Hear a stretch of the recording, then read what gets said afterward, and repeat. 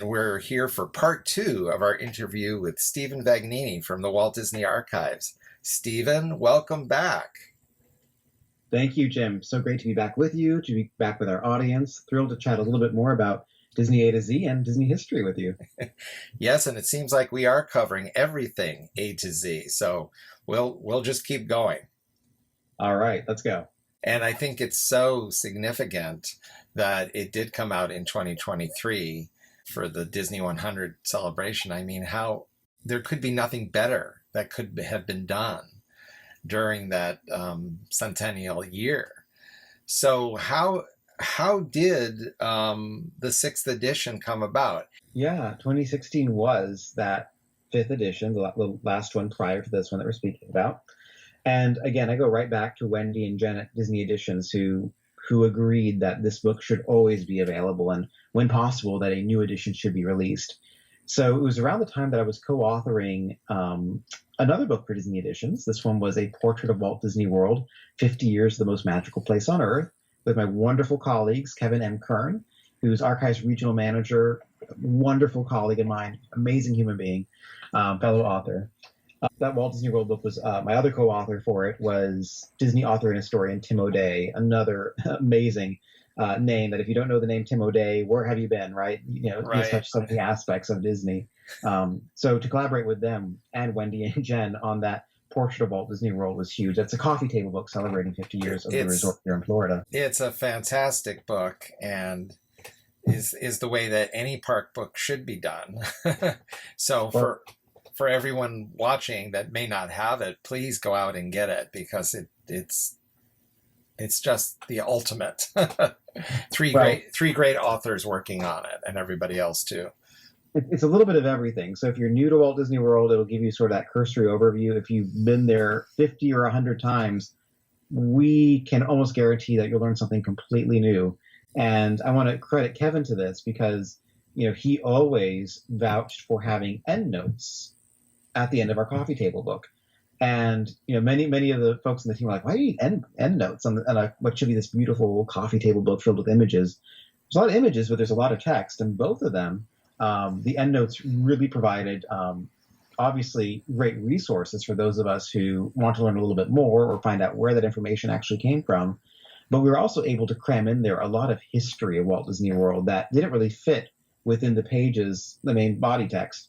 But you'll find anecdotes, quotes from memorandum that I don't think anyone outside the archives has probably seen that shine a whole new spotlight on many aspects of Walt Disney World that really aren't as well known. So we've had a wonderful place for those tidbits in the endnotes as well. So check those out if you have the book and you haven't looked in the back of it.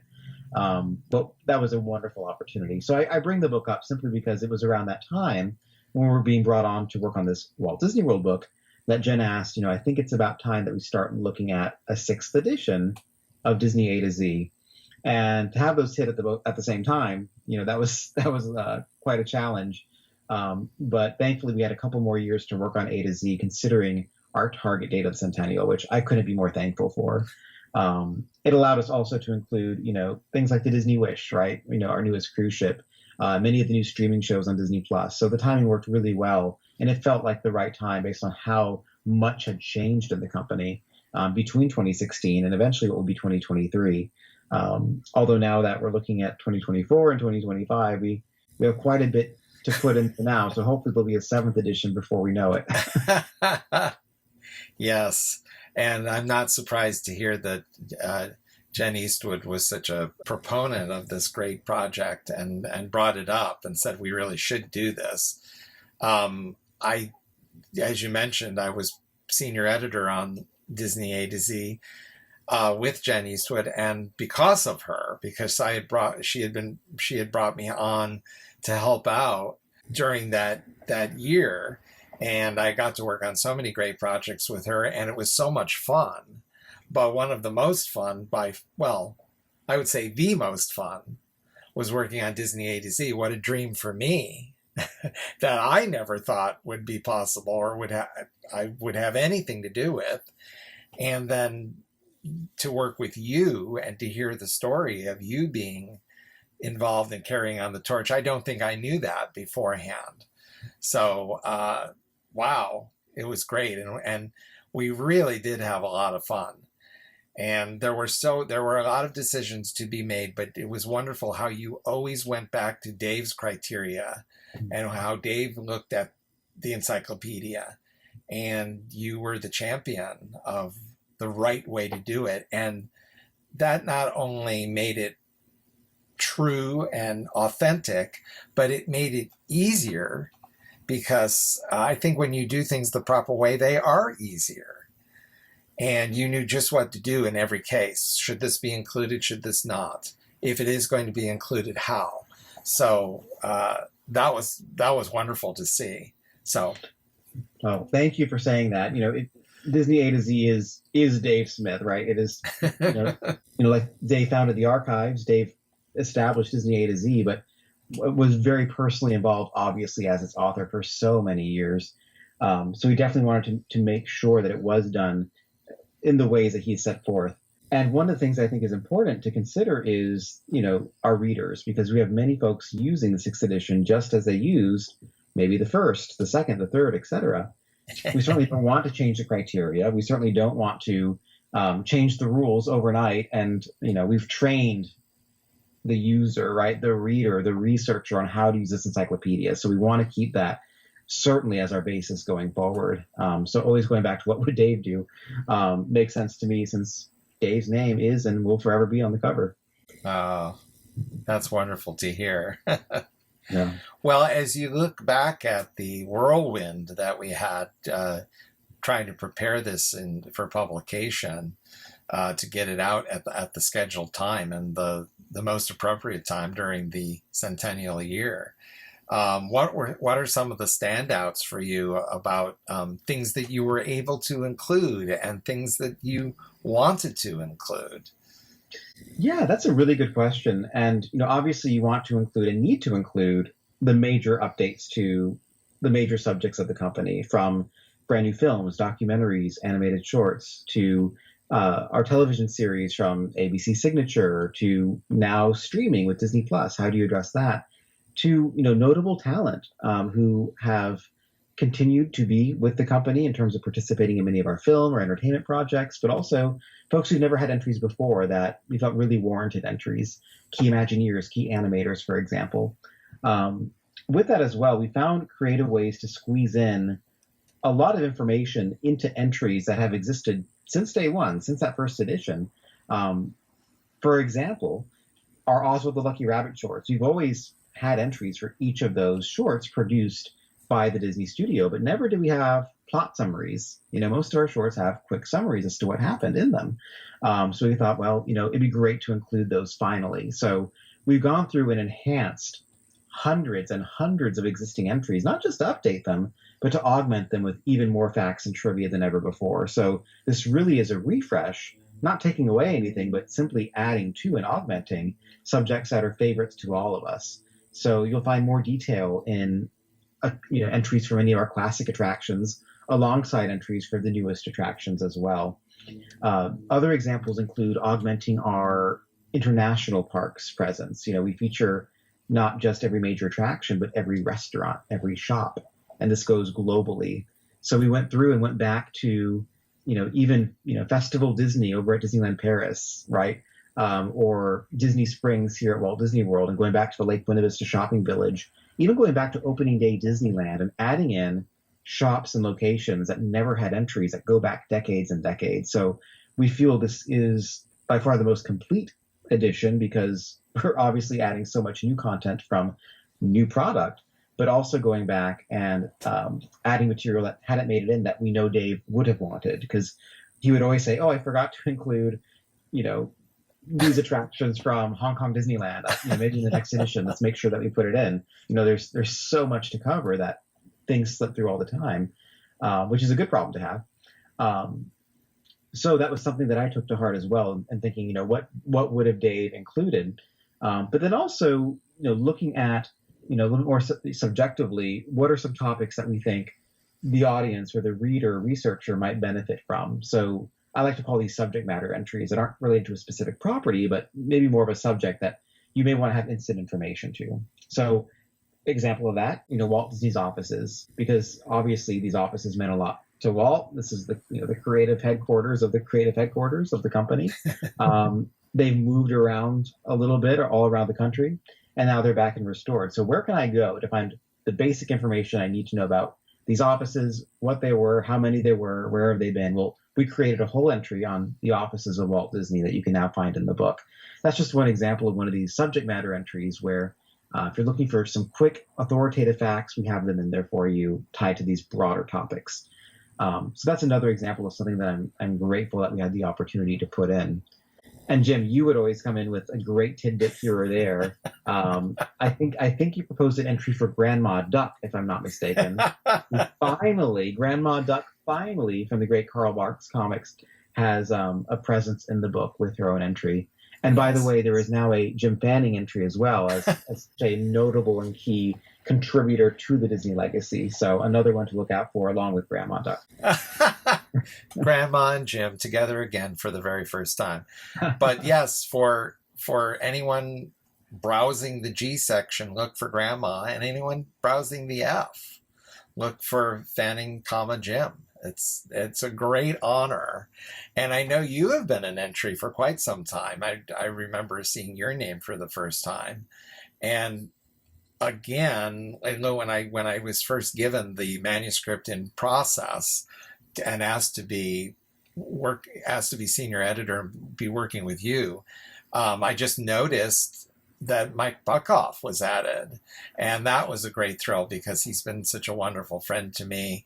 And I've always been such a great admirer of his archival talents and his Disney knowledge. So I was thrilled to see him.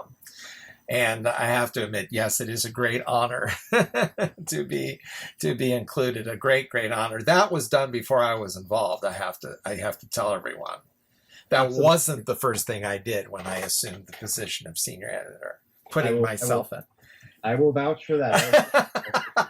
I think I ran the entry by you, though, and you gave me some good notes on it. Oh, of course. Little did we know that we'd work much more on the whole book together. That's right. I had to rewrite it, but to the point we made earlier, again, this is all based on Dave's criteria that he set forth. And, in this case, it's, for example, individuals who for many years, and in this case, many decades, have contributed to the Disney legacy through writing, through presentations, through engagement with fans. So, Jim, we're grateful to you for all of that. And I know Dave would be smiling to see your entry. Oh, my gosh. Well, it's really the honor of a lifetime. And then, yeah, you did ask me about it and run it by me. And then the next thing I knew, I was actually working on this amazing project, which again, it was something it never even entered my consciousness that this would ever be an opportunity. So yeah, Grandma, and then Carl Barks himself, who is such a great hero of mine, and I just love his work, and especially maybe even only in the United States, he's not celebrated enough. He is fortunately celebrated, and more so all the time. But I never think he's given the due, and a lot. Still, there's so many Disney fans that have never even heard of him. So I remember very well our discussions about enhancing Carl's entry to indicate that not only was he this celebrated and acclaimed comic book artist and writer, one of the most ever.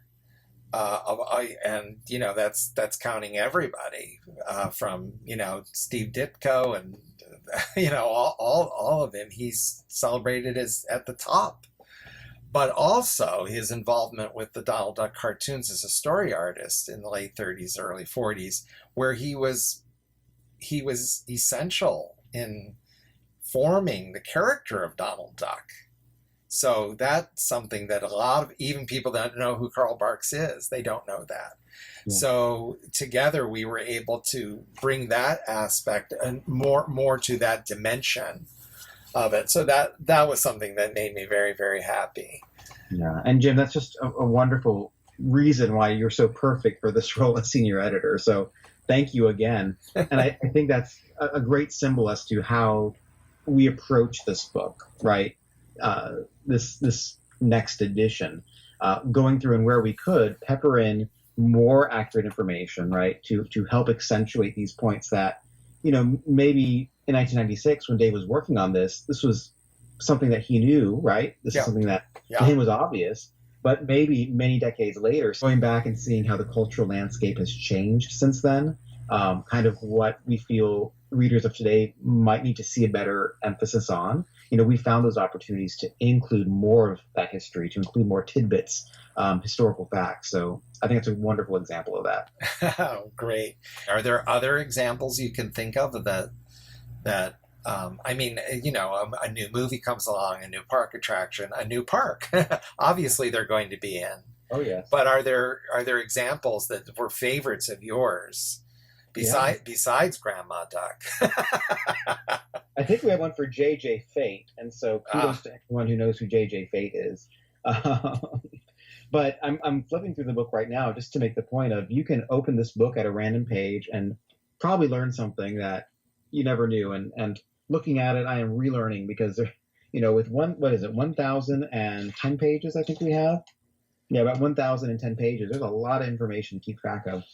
So I'm always relearning as I go through this. But it's fun because you have, Radio Disney Music Awards next to Kevin Rafferty, a brand new entry for legendary Imagineer, next to Rafiki's Planet Watch and, Rainbow Reef at Alani, So I was proud that for the first time we were able to include all the major locations for Alani, a Disney resort and spa in Hawaii, right? That's been part of the Disney family now since, I believe, 2011, if I'm not mistaken.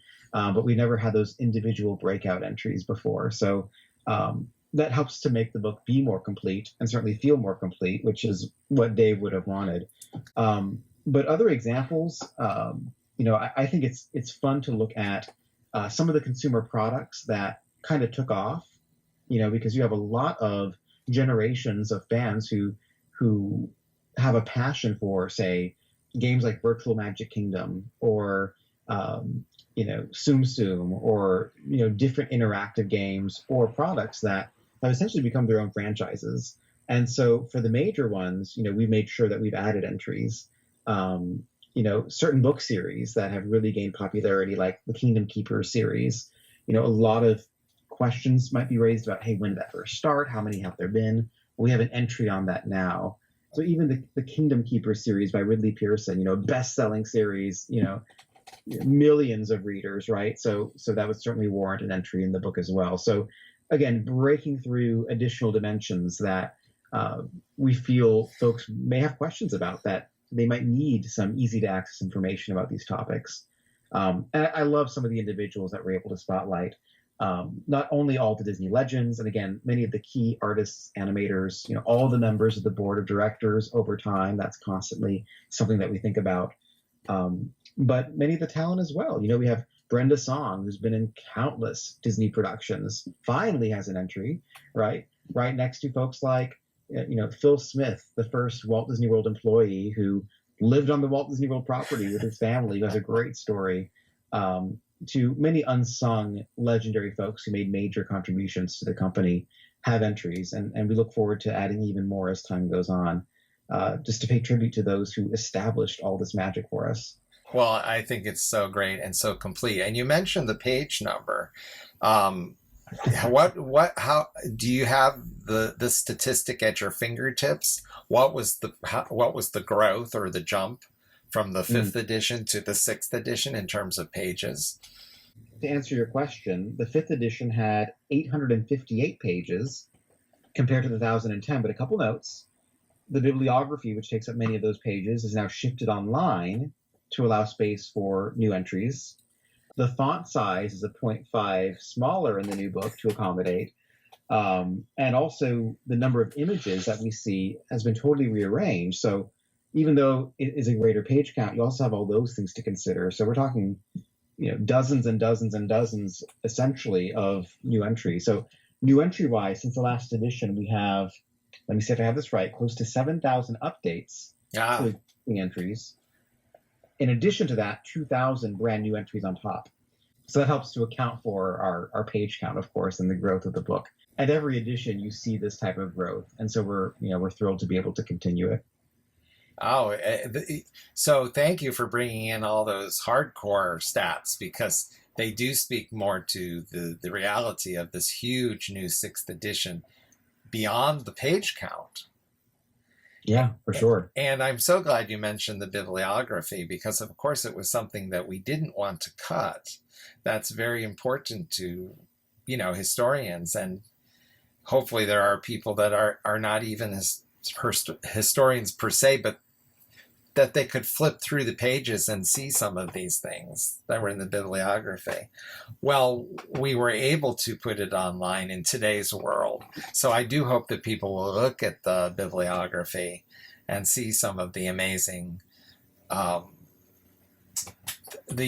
what would we say, I guess, historical works that have been drawn upon over the years.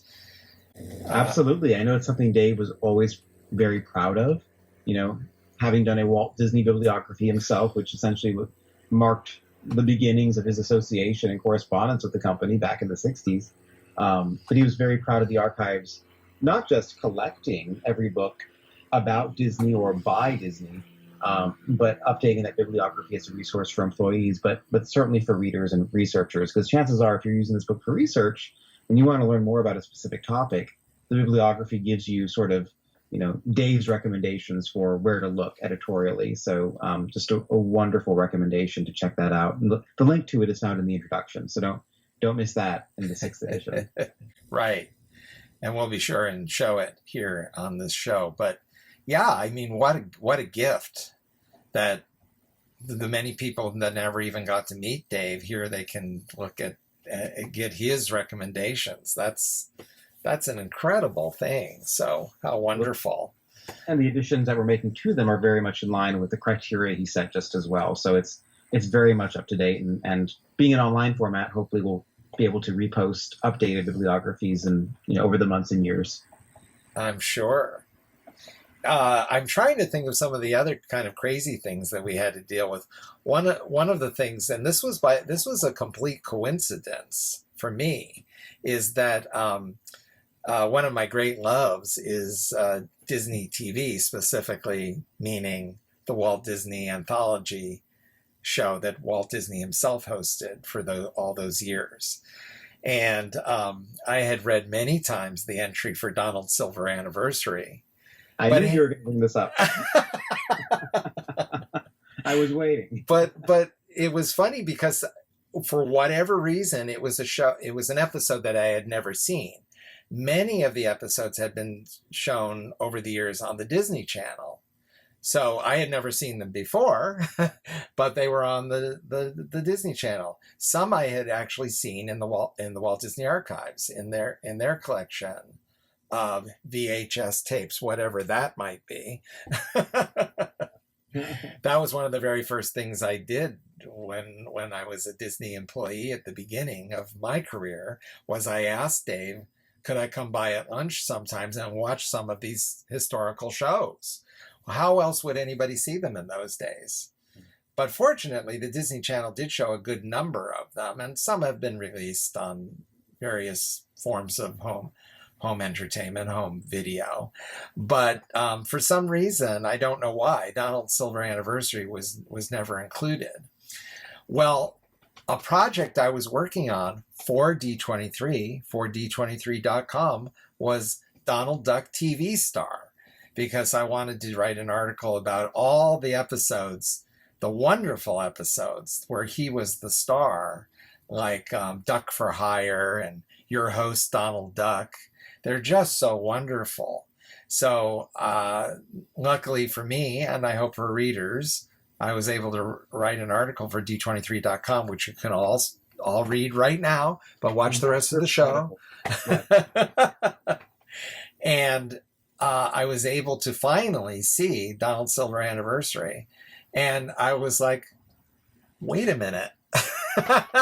Being a fan of Disney A to Z, I had read that entry many times, and it was I forget, you probably remember word for word, Stephen. I forget what the original entry said. It said something like, the Duckster, Donald was presented with the very first Duckster Award, right? Wasn't it something like that? I'm pulling up the second edition. Happened to be really handy. So let's go back to 1998.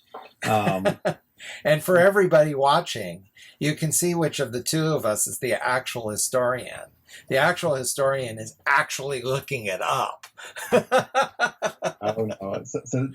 So Walt Disney uses various cartoons to reminisce about Donald's career, and he creates a special award, the Duckster, to commemorate it.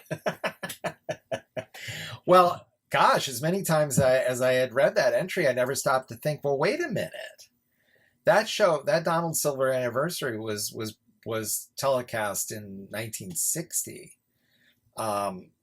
The Duckster existed before that. You can see it on Walt's desk, I think, in the very earliest episodes of Disneyland, like in 1954. But I just never stopped to connect the dots. And then when I actually saw the show, there isn't anything about that. So somehow that entry got garbled, and I really think it was someone, probably somebody helping Dave, saw some entry somewhere where it was written down that Donald gets a special version of the Duckster Award, and that somehow got mixed up to become he's presented with Walt created it. Walt created a special version of it, but not the award itself. So I was like, oh my gosh, how funny.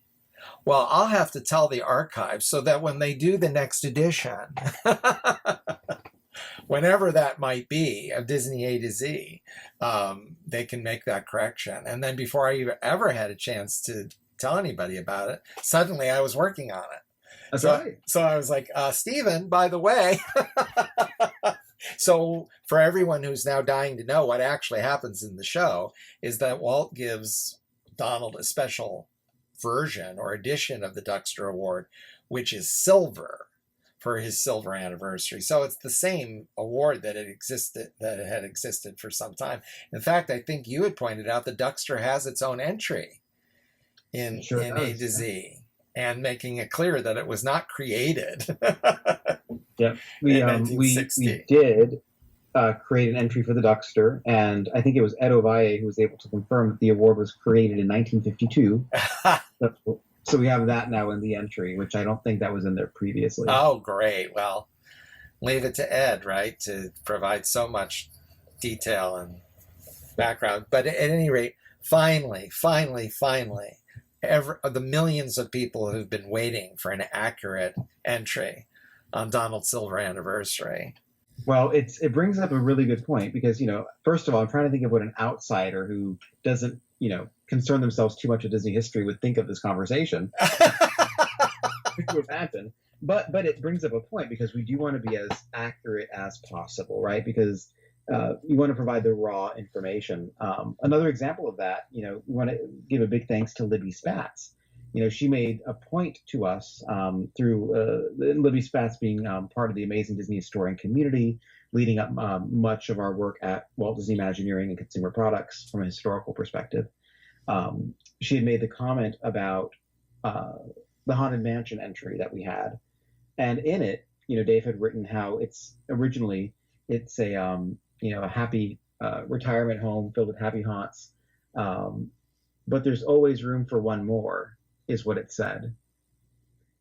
However, if you go to the attraction, the line is, but there's room for 1,000. It's not, there's room for one more. And that had been written in quotation marks. So that would lead someone to assume that that's the line. And so if you're doing a quote on, a t-shirt, or you're doing a social media post, or you're using Disney A to Z as a reference, well, how about if we're, let's use the actual quote, put it in quotation marks. That way we're accurately quoting the attraction. So little bits like that I'm not sure who else would really concern themselves with this minutia, but it's essential for this type of a book. And Dave would be the very first person to make those types of notes as well. So those are the considerations that we have that keep us up late at night. Is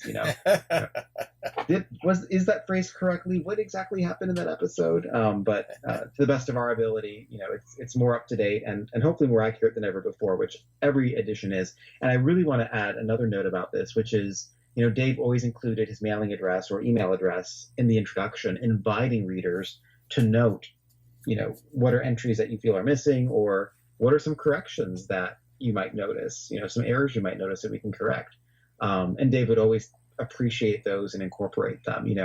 It could be a simple, typo made in the editing process, right? Absolutely. That's obviously possible.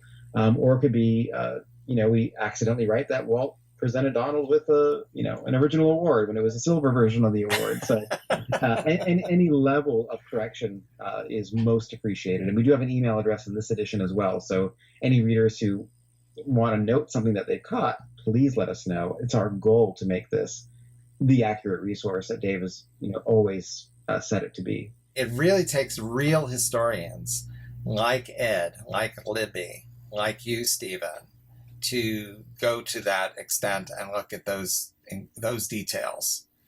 Well, I do want to thank everyone on the archive staff who has been that rock for us, right? Obviously, Dave being the writer of this and the originator of this, thousands of entries. But we want to obviously give our deepest thanks to Becky for her support in making this project continue, to Kevin Kern for being a great sounding board as well. Both Becky and Kevin got countless calls from me saying, what would you think that, Dave would have done here? Calling folks who work closely with Dave as well, like Robert Tiemann. Robert, what did Dave say to you when Disney acquired ABC? And was there a debate as to what should be included? Robert being so forthcoming with his recollections of those conversations, because we don't have Dave now to run that by when it comes to these major changes in the company. But thanks to folks like Becky and Kevin and Ed and Robert and so many like you, Jim, who've worked closely with Dave, and then obviously me having an extensive history as well. I think all of us putting our heads together with Jen and Wendy make us feel proud, and having Dave's name be front and center of this, as it should be. Hopefully he is proud of it as well. And I want to mention one other thing here.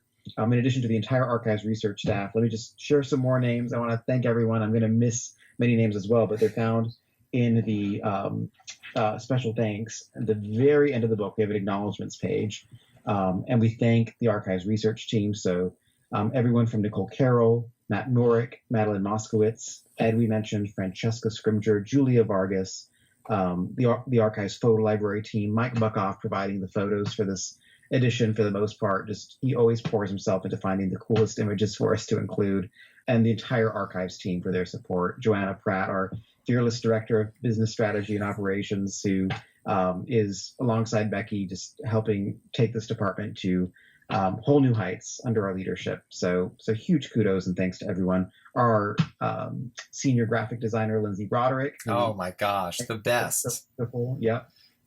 Monica Vasquez, ensuring that everything is on time. So many folks at the Disney Publishing and Disney Editions families that we want to give a huge thanks to. None of this would have happened without all the names and so many more. So definitely check out the acknowledgments page. We want to thank everyone in it. For sure. And of course, I became privy to the knowledge. I was part of some of this and wasn't part of some of it, but I became so aware of the many, many meetings and discussions and careful considerations that all of you had in figuring out so many things, so many details, large and small. A big part of Disney A to Z is not just history, it's TLC as well. So congratulations to everybody. I want to throw in one other thing, Jem. You mentioned, things that we're proud of in terms of this book. And I had you in mind when I was doing it, but I think I would have done it anyway. But and that is adding the 5 mystic words of substitutionary locomotion in this book, right? Because that's a word you'll want to know how to spell, right? That's a 5 mystic words you want to make sure you know how to spell, with the spells of Astaroth. So that is finally in the book. You can look up Triguna, Macoides, Tricorum, Sadisty. And just to prove how important that is, just today, and I'm not going to say where, I saw an entry on Facebook that referred to those 5 mystic words, and Satis was misspelled. So ironically, because it is a spell, it was misspelled. So how does that prove, right? I mean, it does prove right off the bat exactly what you're talking about. They should have double checked in Disney A to Z. you can see indeed Dave's name here, Disney legend Dave Smith, as the author, but we also have Stephen Vagnini's name, as well it should be. And we are thrilled to have that very important person, that VIP, as our guest for this edition of VIP Visits. So, Stephen, I hope you can come back sometime. There's obviously so much more we can talk about, and on any Disney subject, reflecting some of the real-time conversations that we've had over the years. And right. I remember very well that you came to my presentation at the archives about Gallagher, the miniseries, quote unquote, on Walt Disney's Wonderful World of Color, which is one of my favorites. And Dave came as well, and he always came to my presentations, which I was always so honored by. But I remember very well you being there, and you were so engaged. But that was a wonderful presentation. I remember it well. I love the clips you included because, frankly, I had not seen Gallagher until that presentation. So thank you for introducing me to the series. The other presentation, I think the first one I saw of yours might have been the Ludwig von Drake presentation. And when I saw that there was another fan out there, Von Drake, because I don't know too many, I was like, I gotta meet this Jim Fanning. Oh my gosh! Well, who knows? That might have been the start of the whole thing. But yes, we love Ludwig, and for all the Ludwig fanatics out there, more power to you. We've had wonderful talks about Ludwig and Bedknobs and Broomsticks, and you and I had the great pleasure of introducing Bedknobs and Broomsticks together at a D23 screening here in Southern California. So that was an absolute thrill. And that's honor for me, Jim, because I know how much you have contributed to that film's legacy. The story that you wrote for that, remind me the publication. Was that Persistence of Vision? It was Persistence of Vision, right? The quarterly historical journal that was published for a good number of years, really, by Paul Anderson. So I was fortunate enough to write it by great I mean great length. It was a monumental story. It's the go-to story if you want to know about Bedknobs and Broomsticks and its fascinating history developmentally. And then I'm always fascinated by the many changes to the film that were made.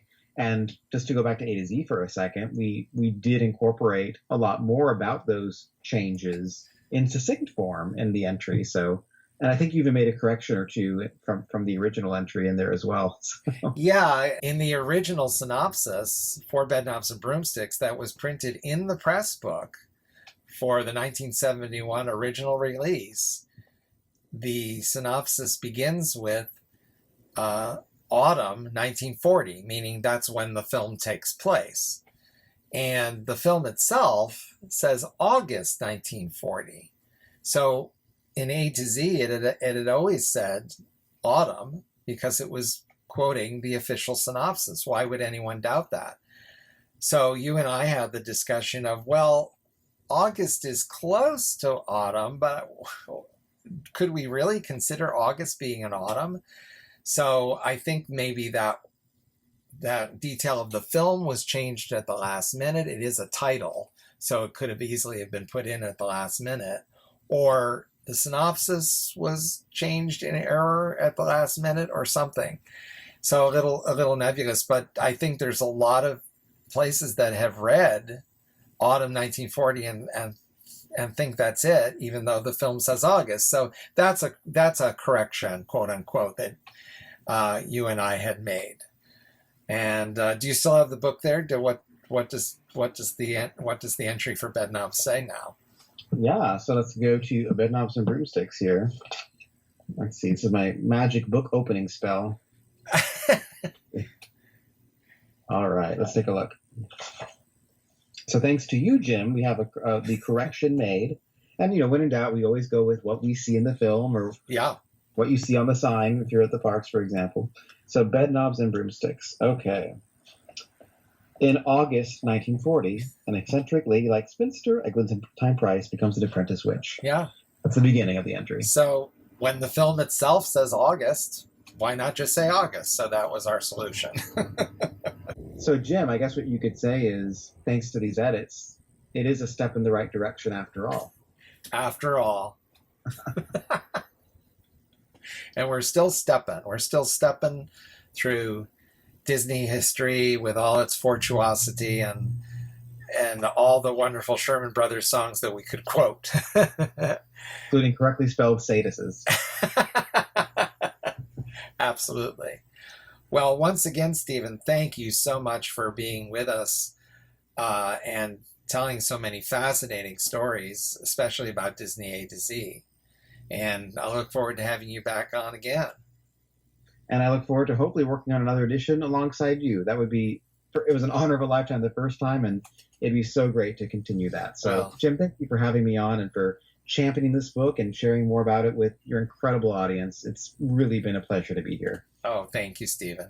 A great pleasure to work with you on this incredible project. And yeah, I sure hope we do get to do it again. Once again, thanks. And to everyone watching, thank you. And we'll see you next time for another VIP visit.